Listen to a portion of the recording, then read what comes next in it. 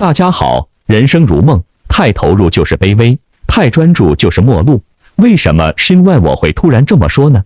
因为一部电影和一个这部相关的故事给我的启发。新万我首先还是那句话，也就是说，明星们吃饭漱口、刷牙宵夜，每天的衣食住行都产生出大量的吃瓜素材，可以天天都能让大家过足吃瓜消闲或者爆米花、冰激凌的眼瘾。这也是正是那些不需要原创思想参与的全体网络机器人的日常工作来的。所以，只对谣言撞骗、尬吹尬黑、喜大普奔和无脑抄袭感兴趣的朋友们，麻烦转台那些99.99的 YouTube 娱乐频道，后者全部都能提供全套开心雷同、全部欣欣向红的麻醉型内容。视角359度的新万频道只能提供王一博、赵丽颖背后全方位的真情实感和酸甜苦辣。对于所有单纯寻求开心的人而言，这些喜忧参半的真情实感，最好还是能免则免，越少越好的。毕竟人生苦短，寻求开心，哪怕是假装的开心，其实也是必须的。最近不少人都不以为意的含义料峭的中国电影圈，新万我一直深扒畅聊了不少。但凡熟悉本频道的人都知道，现在的电影人已经开始寻根了，开始吃土了，也就是新万我常说的土气。于是乎，满脸胶原蛋白又整整大赵丽颖10岁的老戏骨海清的一出，基本上丑到麻木、笨到无语的引入尘烟，顺顺利利的成功抓牢了所有观众的痛点。没错，是所有。足足22万人投票的足足8.5的影评高分，为他的得奖路夯实了难以争锋、无可争议的最强战绩和口碑资本。这些极度丑化艺人、毫无美颜空间的土气题材，彻底撕开了中国社会的底层真相。这个真相就是，能吃苦的人会有越来越多的苦给他吃，能忍受的人会有越来越多的压力让他忍。可一旦这些底层吃苦、无所怨言的草根蝼蚁见识过了爱情之美和生活之好的时候，反而一切习以为常的痛苦都不能再忍了。因为活着真的比死还难受。引入尘烟的故事很简单，但是残酷却是无处不在的。那些作威作福、当是得到的人，到底都是些什么人呢？赵丽颖的幸福到万家其实都有展示，只是都被淡淡略过了。在引入尘烟中，这些人是那些在家里心很使唤的亲戚，是在村里吸血又克扣粮食的权贵。主角真的超级能干，超级吃苦，一粒粒的播种，一砖砖的盖房。他是整个影片当中唯一一个用双手创造食物和价值的人，是一个国家能够强盛、能够崛起的最小根基和真正脊梁来的。但是呢，美好的果实总会被那些聪明的狠人轻易夺走，逼到这些真正的国家的脊梁一个个都被彻底碾压和粉碎了。于是乎，当2位男女主角分别倒下之后，中国乃至全世界以土为本的乡土关系就跟着顺利的崩塌了。原本种瓜得瓜、种豆得豆的简单真理，变成了种恶的瓜、种恶的豆的歪理。从此，这个极度发达的文明社会，剩下的就只有唯利是图、敲骨吸髓、蘸着人血吃馒头的满目疮痍了。说到这，您也就明白了，为什么观影群众会一边倒的为这部电影喝彩、点赞、打高分了吧？其实这部片子的表现手法一点都不残酷，甚至很多的小确幸环绕其间，例如小蝌蚪、小鸡仔、小燕子，甚至印在2位男女主虎口的小米粒，各个镜头都是诗意满满的写实，完全没有物质点缀的爱情，真的美到了每一位观影者的心底。这种美压根无需主演的颜值支撑，甚至越丑越能忽略杂音，凸显演技，只需要剧情，只需要镜头，只需要这些一点一滴的小确幸。这其实就是新万我独家铁口反复提及的赵丽颖、王一博一部封神的最佳捷径来的。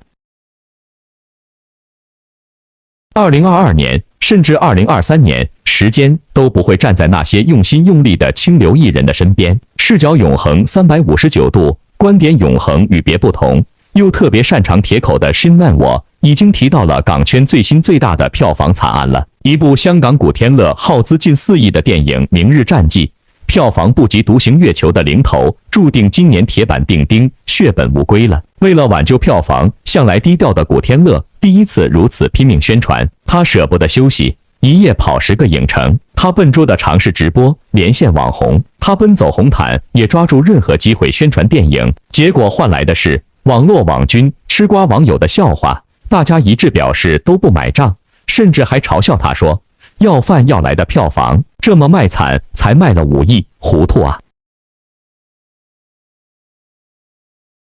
那么年过半百的巨星古天乐为何开始卖惨求票房呢？视角永恒359度，观点永恒与别不同，又特别擅长铁口的新万我已经说了，2022年就是唯一的答案。这些日子从没看过古天乐出道影片的新万我，偶尔翻看他的成名作品，真的会被他的盛世美颜惊到了。他的帅跟王一博的帅真的都是独一无二，白里透红的花样少年，小坏不羁和精致酷帅，甚至雁过不留名的古天乐的爱心，在整个华语娱乐圈中也是顶天立地、数1数2的。这场景您想到了谁呢？哪位当代的顶级流量也是在默默的付出，不计较回报呢？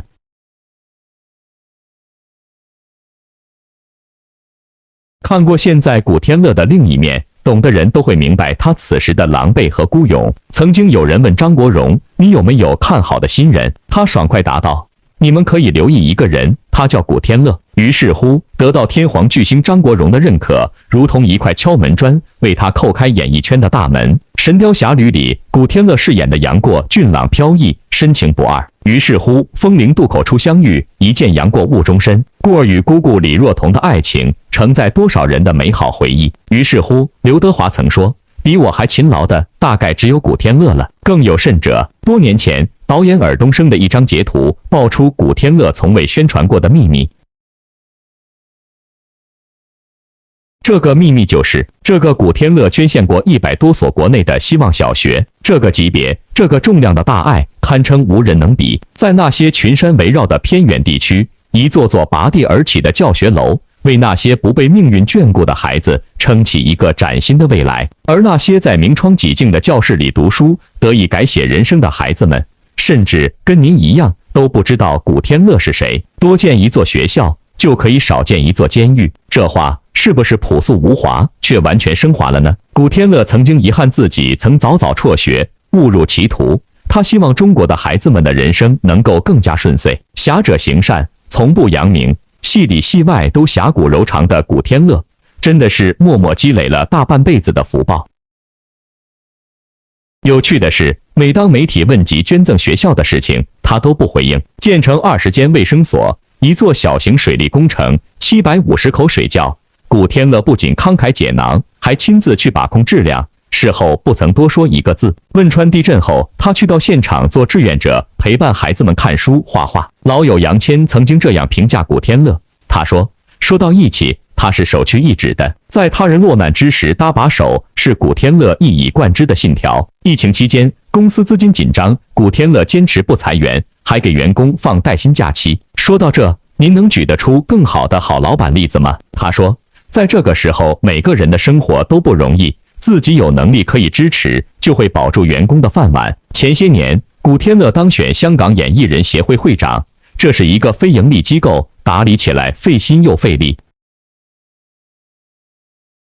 但古天乐从不倦怠，疫情期间许多艺人没有收入，他便四处奔波筹款，不够就自掏腰包，给他们每人发了9000元。这一次，在国产电影市场、喜剧、爱情等商业电影占据吸金榜首的大环境中，投资数亿去拍一部可能连成本都收不回的科幻片，怎么都不算是明智的选择。但是，古天乐当然知道其中的难和不讨好，然而他像知其不可而为之的侠士，10年磨一剑，赴科幻梦之约。为此，他成立了自己的影视公司，不惜重金收购多家本土特效公司。电影早早拍摄完成，后期特效制作却耗时5年，其中该片3000多个特效场景都是一帧一帧做出来的。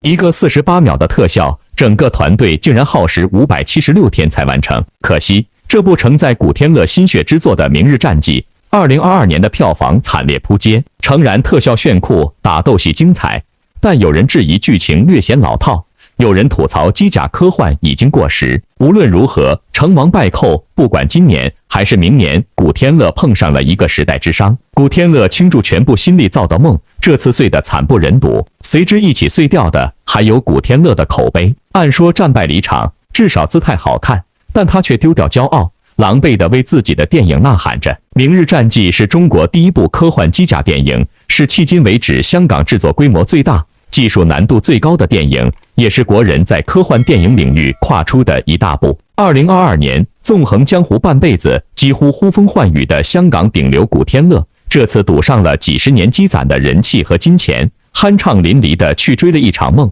哪怕结果不尽如意，也足以警醒每一个追梦人，刺痛每一位用心者。努力有时需要运气，就像新万我并不看好的大女主剧改开剧，让赵丽颖碰上了地气当道的奇妙时间点，赵丽颖便顺利地插上了翅膀。同样的，王一博的《冰与火》突然空降也是带感。王一博在《冰与火》这部剧中出演人物陈宇，他一出场就给人一种盛气凌人之感，即使是和陈晓搭档，王一博也表现得很冷静，这是人物陈宇应该有的一种人物气质，被王一博表现得淋漓尽致。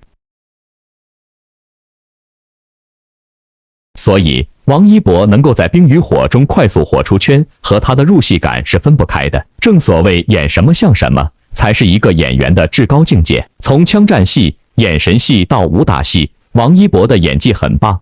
所以他才能够表现出精彩的人物演出来。进一步来看，即使是在晚上参加《冰与火》的戏份演出，王一博的精神状态也相当好。显而易见的是，王一博的脸上没有黑眼圈，目光有神，精力充沛，所以他才能够驾驭好黑夜的戏份。相比之下，娱乐圈内的很多演员都难以达到像王一博这样的效果。更为重要的是，王一博在《陈情令》《有匪》等影视剧中积累了深厚的演技经验，所以他才能在新的演出环境中体现很好的适应能力来。《冰与火》这部剧一共有24集，目前没有上演大结局，但是王一博走红的态势已经开始展现。其实，王一博能够达到如此甚好的演出效果，和他的个人努力是分不开的，一分耕耘一分收获。王一博在台前幕后的加倍付出，才给了自己持续走红的机会。王一博行走在内娱，一直以 King 的身份出现，他是一个很酷盖，他跳街舞、骑赛车、玩滑板、旋陀螺、玩乐高、变魔术。这个男人有着玩酷酷拽、战斗斗嗨的最高境界。有意思的是，王一博虽然在做自己的时候是酷盖，但还时不时耍帅。然而在第5季《这就是街舞》，王一博的软肋再次暴露了。酷拽王一博在酷拽，他的软肋最新一次还是曝光了，粉丝们也都一致笑死了，因为他被吓到的样子也太可爱了。估计王一博也没想到，看个表演差点被 Q 卡把自己的魂给吓没了。最新一期《这就是街舞》，王一博好好的坐在椅子上看台上的表演，正专心着呢，突然从椅子下方伸出一只手，擦过了王一博的裤脚。王一博感觉到异样，低头看了一下，差点被吓死了。一只手伸出来后，一个头又跟着出来，原来是 Q 卡出场了。Q 卡这别具一格的贞子出场的方式太绝了，成功吓到了王一博。王一博整个腿都缩起来，抬到了椅子上，脸第一时间往后看，又忍不住回头看了一眼，看到是 Q 卡才舒了一口气。跟着似乎感觉到镜头在拍他，王一博赶紧变换表情，看着邪魅异笑的小表情，王一博估计是不好意思了。Q 卡出场的时候是从韩庚和王一博中间的椅子下方出来的，他出来时韩庚也注意到了，不过韩庚比王一博淡定多了，只是低头看了一眼，依然保持着大佬的坐姿。王一博的胆子真的该和韩庚练一练了。台上的魔术表演都表演完了，大家也都开始鼓掌了。王一博还没从 Q 卡的阴影里走出来，依然心有余悸地钻椅子底，反复查看，似乎是想确认椅子下面到底还有没有人。这场景您笑了没？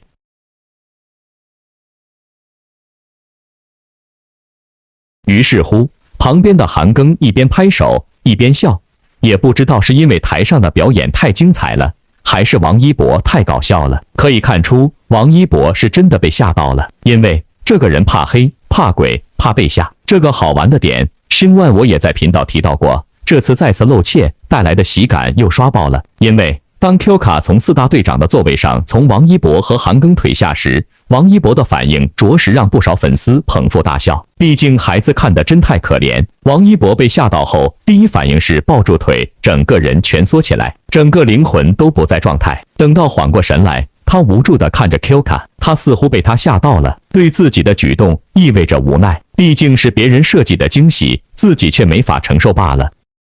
果然，外表是个酷酷的王一博，实际内心是个奶盖。为什么97年的王一博会有那么多妈粉？就是因为粉丝们经常能对王一博心软软。很明显，这个设计剧组表示很开心。要知道，王一博在这就是街舞的节目中担任队长，所以每一位选手的演出常常带给他深刻的印象。尤其是 Q 卡选手，他一出场像猫一样张牙舞爪，显得与众不同，以至于把王一博吓了一下。看来 Q 卡在表演之前就已经做好了演出准备，用一种打动人心的方式来给王一博等队长留下深刻的印象。而在这就是街舞的节目中，一共有4位队长：王一博、韩庚、李承铉、刘雨欣。王一博对 Q 卡跳街舞的姿态感到非同寻常，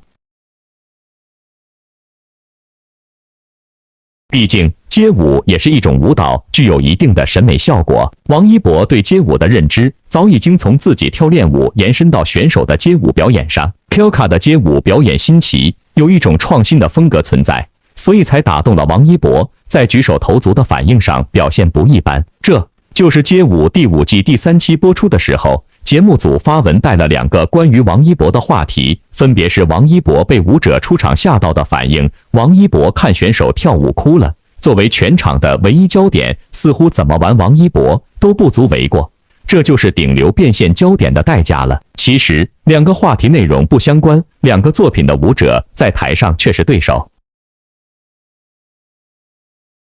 第3期节目，10位 A 组选手向10位 S 级选手发出挑战。王一博被舞者出场吓到的作品，表演者是2位 S 级的舞者，分别是编舞师昂昂、Hip Hop 舞者 Q 卡。看哭王一博的舞蹈作品，表演者是2位 A 级舞者，分别是编舞师 Abby、地板舞者仔仔。昂昂、Q 卡带来的作品是《妖猫传》。表演开始时，昂昂只身一人站在台上，他的面前是一件红色披风。Q 卡当时不在舞台上，于是很多人猜测昂昂是否会带来魔术表演，大变活人将 Q 卡变出来。Q 卡并没有被变出来，而是从4位队长的凳子下爬出来。王一博、韩庚恰好坐中间，2人欣赏作品时 ，Q 卡则扒拉2人的腿，从凳子底下钻了出来。昂昂的作品本身就是暗黑主题，再加上 Q 卡凳子下爬出来，王一博被吓得蜷缩，而且还叫出声来。后期剪辑配上字幕，灵魂出窍。现场的舞者也表示，王一博刚才被吓到了。昂昂、Q 卡表演结束 ，Abby、仔仔登场表演，2人带来《你还好吗？你还好吗》并不是爱情作品，而是用街舞讲述忠犬八公在火车站等待主人的故事。仔仔饰演的是一条狗，为了演好一条狗，准备作品期间，仔仔都会询问身边人自己像不像一条狗。当别人说像时，他不仅没生气，反而感到高兴。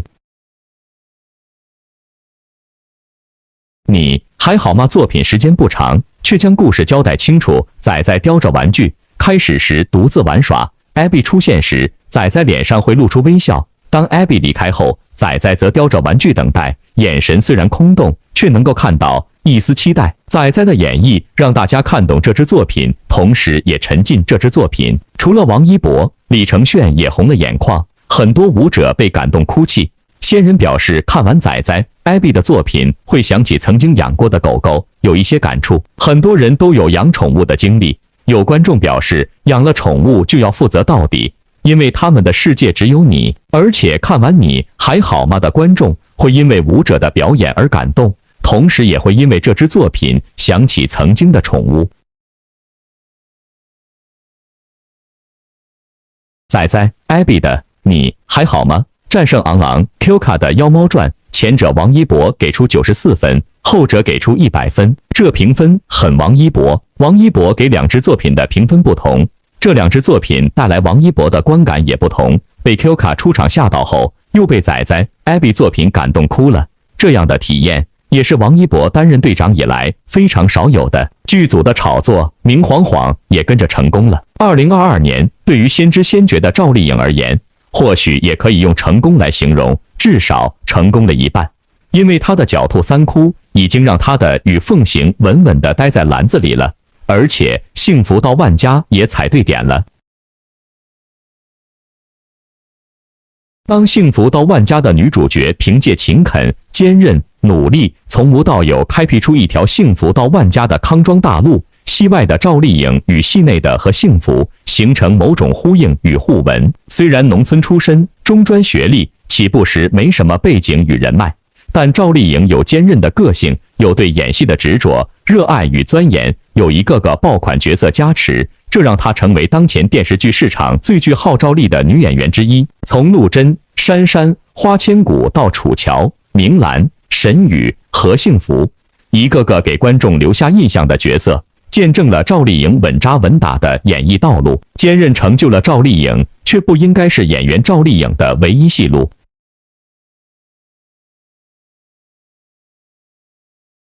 赵丽颖1987年出生于河北省廊坊市的一个农村，最高学历是中专，专业是航空服务专业。毕业后，她误打误撞进入一家做管道防腐的公司，成为一名销售员。当时她没什么宏大的理想，就觉得工作稳定，离家也近，似乎还不错。2006年，赵丽颖迎来人生的转折点，她阴差阳错参加一个还算正式，但影响力有限的选秀比赛。这个选秀请来冯小刚、陈凯歌、张艺谋联名站台。没有什么演艺经验的赵丽颖，凭借天赋和觉悟一路过关斩将，成为冯小刚组的冠军，担任了冯小刚导演的广告片女主角，从此进入演艺圈。看似起点不低，但其实只能从跑龙套开始。赵丽颖一连演了多年的小角色，比如2007年她在《金婚》里演张国立和蒋雯丽的女儿，这是她与郑晓龙的首次合作。2009年，她在《锁清秋》里扮演小丫鬟。2010年，她在李少红版的《红楼梦》中饰演邢岫烟。2011年，凭借新《还珠格格》里的清纯可人的秦格格，赵丽颖才真正崭露头角。2013年，赵丽颖首次担任剧集女主角，《陆贞传奇》让她一炮而红。当时不少人震惊于赵丽颖的横空出世，怎么突然有了一个颜值可爱、表演清新、眼神有戏的好苗子？自此，赵丽颖的机会多了，选择多了，她让观众看见的机会也多了。2014年，珊珊来了；2015年，花千骨的相继大爆，让赵丽颖一跃成为一线花旦。但名气如同刀尖上的蜂蜜，有被伤害的风险。赵丽颖的农村出身、非科班背景以及所谓的缺乏明星气质，让走红的她饱受质疑，甚至嘲讽。虽然拥有名气，仍要战战兢兢，如履薄冰，所以赵丽颖一直比同龄人更拼。刚走红那几年，一年365天，她360天都在拍戏，每年平均拍3到4部戏。与她合作过的知名经纪人黄斌称呼她为戏疯子。拍戏时，你跟她说广告、宣传、活动，她完全听不进，跟我聊的只有剧本、剧本、剧本。而无论多么难的戏，她都是亲自上阵，吊威亚、泡水、跳崖、打戏等都不在话下。在充满诱惑的演艺圈，赵丽颖一直有着一种屏蔽干扰的能力。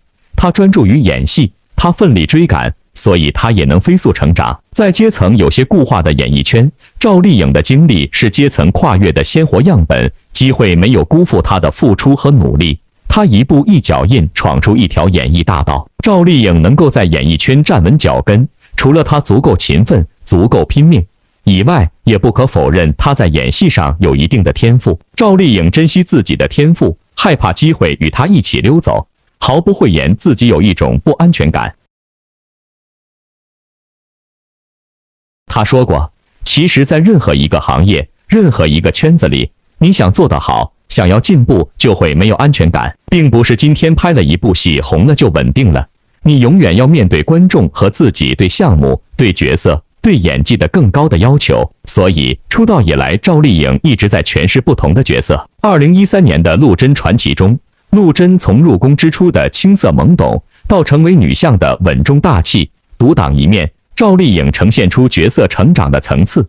这是这部剧成功的一大原因。2014年的《杉杉来了》进一步为赵丽颖圈粉。在这部看似不需要太多演技的偶像剧里，赵丽颖天然去雕饰的表演，让杉杉不至于沦为傻白甜，反而能够让观众共情她在爱情中的悸动。2015年爆红的《花千骨》将赵丽颖推向国民女演员的位置。《花千骨》有前后2个鲜明的阶段，首个阶段的她是天真可爱，但内在坚韧的小徒弟；第2个阶段的她是绝情冷酷、心狠手辣的妖神。赵丽颖的演绎契合角色情感转变的逻辑，具有很强的感染力。值得一提的是，原剧本中花千骨前期过于柔弱，与后期反差过大，赵丽颖就手写一份角色理解给编剧和导演，提出不同意见。编剧导演采纳了赵丽颖的意见，果不其然，改动后的花千骨更为立体。这个角色也为赵丽颖赢得首个珍贵的白玉兰最佳女主角的提名。2018年的《知否知否，应是绿肥红瘦》是赵丽颖的首次转型，不仅仅是与正午阳光合作，还在于盛明兰这个角色真正的与陆贞、花千骨等形成了一定区隔。虽然盛明兰也是大女主，但角色人设并非以牙还牙、大杀四方。相反，盛明兰内敛、圆融地应对一切风波，在云淡风轻中彰显当家主母的大智慧。在赢得了豆瓣开画8.2分的优异成绩后，知否的口碑持续高走，顺理成章的，盛明兰为赵丽颖再次赢得白玉兰首女主角的提名。说到这，您也就懂了，观影群众的高评分，无疑就是任何演员明晃晃的冲奖基石，更是信心开挂的上家垫脚石来的。所以说，申万我开头提到的足足22万人投票的、足足8.5的影评高分的引入陈嫣和主演海清，既然早早就成功的入围过第72届柏林影展主竞赛单元，那么老戏骨海清距离大奖还远吗？知否之后，赵丽颖经历了结婚、生子和离异。复出的赵丽颖在悬疑短剧《谁是凶手》以及农村题材的现实主义作品《幸福到万家》继续拓宽戏路，不断向演技派迈进。《谁是凶手》中的沈宇呈现出赵丽颖以往角色中少有的一面，寡言、沉重、心机、阴郁。幸福到万家考验赵丽颖的是，虽然她是农村出身，但在荣华的演艺圈不断浸染后，她能否回到自己的初心，能够与何幸福真正相遇？虽然曾获得白玉兰提名，但赵丽颖飞天奖的提名目前仍挂零，她也仍未真正在业内权威的电视奖项中折桂。在长期的演戏实践与自我琢磨中，赵丽颖具备一定的表演底子，让她的表演够用，多少可以抵消内心中的不安全感。但赵丽颖仍在等待真正破茧成蝶的一刻。或许正如申万我铁口的那样，易烊千玺的路，王一博正在飞奔；海清的路，赵丽颖有难度吗？赵丽颖长着一种很甜美的脸蛋，笑起来的时候眼睛就弯成月牙。但她走红后，很多与她合作过的制作人对她的评价是坚韧，甚至有时会有一点执拗，偶尔会钻牛角尖。或许网友也会记得，赵丽颖刚走红的那一年，关于她情商低的争论很多，这多少与她直来直往的性格相关。甚至她在演艺圈还有赵小刀的绰号。在为数不多的综艺曝光里，她不擅长应酬交际，有的只是心直口快的坦率。虽然赵丽颖出道后诠释的角色很多，可实际上这些角色多少有一个共同点，即他们分享着与赵丽颖本人相似的性格特征。外表也许很柔弱，但内心非常坚韧，坚持的路就会走到底。比如楚乔要的是女性的平等，盛明兰要的是一种稳定的、可依靠、可掌控的生活，和幸福要的是说法，是争口气，是更好的生活。从某种层面上看，赵丽颖饰演了多种角色，但其实也是饰演了一类角色。甚至可以说，她那些较成功的角色多少都有点本色出演的意味。这或许就可以解释为什么赵丽颖的转型呈现出一种犹豫不决的状态。比如产后复出后，她首先是接拍了有匪。周匪这个角色是赵丽颖舒适区的一次发挥，与以往的角色有所重复。因此，有人说赵丽颖不愿意完全割舍流量，也没有真正的与表演空间相对有限的坚韧角色脱离。于是乎，谁是凶手？幸福到万家，赵丽颖勇敢迈出了一步，但并没有完全沿着这一条转型大道走下去。他当前正在拍摄中的作品就是与林更新二搭回马古偶的《与凤行》。这又是一部大女主仙侠剧，它会否是《花千骨》《楚乔传》的融合？难道赵丽颖又要一次回到过去？相信熟悉本频道的人都有一个答案了。作为85后小花里演技相对出众的演员，赵丽颖既代表了85后转型的努力，却也浓缩了85后转型的艰难。对于85后顶流花旦来说，他们多少都被某一种特质框住了，比如杨幂的活泼少女、唐嫣的甜美、刘诗诗的清雅、刘亦菲的仙气。相较而言，赵丽颖的坚韧气质更接地气，与现实主义题材作品的契合度更高，这让她的演技能够落到实处，显得更为扎实。但这与其说全是赵丽颖的能力，吴宁说导演更功不可没。赵丽颖的发挥取决于导演能够创造出一个真实的表演环境，所以赵丽颖的确不应该被坚韧这一特质框住。